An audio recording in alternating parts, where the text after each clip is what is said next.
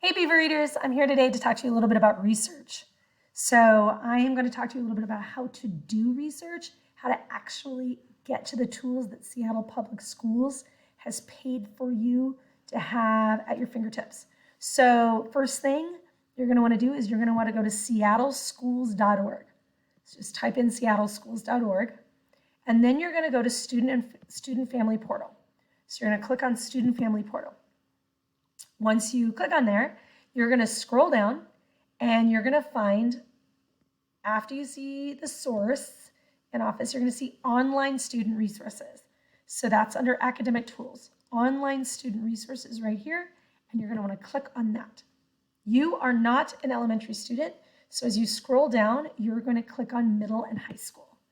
Now, these are all opportunities you have to research. So if you would like to look at ABC Clio, if you want to use an encyclopedia like Britannica, if you want to use the Spanish version of Britannica, if you have a hot topic that you're researching, maybe it's under issues and controversies.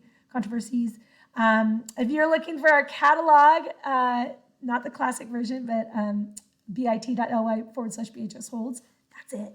And then I recommend just in terms of a large, broad range of topics, I suggest you go to Proquest. So I'm going to have you do that now. So click on Proquest. And because you are not inside the school, you are outside the school, but accessing this paid database. That means that it's not like typing in Google and just everybody and their mother's dog types something in and some guy in a basement says something and makes it true. No. So this is a vetted source. So that means the things that you find here will actually already pass some tests for publication. So Proquest's name for all of us is student SPS, and then password is access, ACCESS. Okay, so then you log in. There you go. So this is an opportunity for you to get scholarly journals and books and videos. People who've studied this and done their dissertation, getting PhDs, more. You can newspapers, magazines, trade journals, reports, blogs, podcasts, websites, so many things. So this is where it gets really exciting because you can determine how deep you want to go into your research. Just full disclosure, if you want the full actual text, then you would click on here. And if you want a piece of research that has been vetted by multiple sources that are experts in their field, it's peer reviewed. That means that someone who's really smart about something asked other colleagues that are really smart about the same thing to look at that and make sure they were okay and they were on the right track. So that's peer reviewed.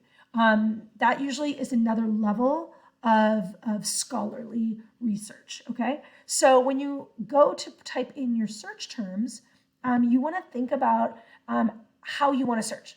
Like, what are the multiple words that could be used for that search? You want to think about how you can combine keywords to either expand or limit what you want. So Boolean search means that you put things like and or not or. I'm really into hiking. So I could put something like Northwest hiking and Lake Wenatchee. So it'd be really specific to that kind of area. If I said Northwest hiking, not Lake Wenatchee, it would completely eliminate that area. So and or not makes it so it limits or it expands your search. Okay. And then if you put something in parentheses, that means that exact term is going to come up for you. So I'm going to do another video where we get more into this, but I want to make sure that you get into Proquest, that you have access to these databases and resources. And if you need anything, Beaver Readers, please let me know.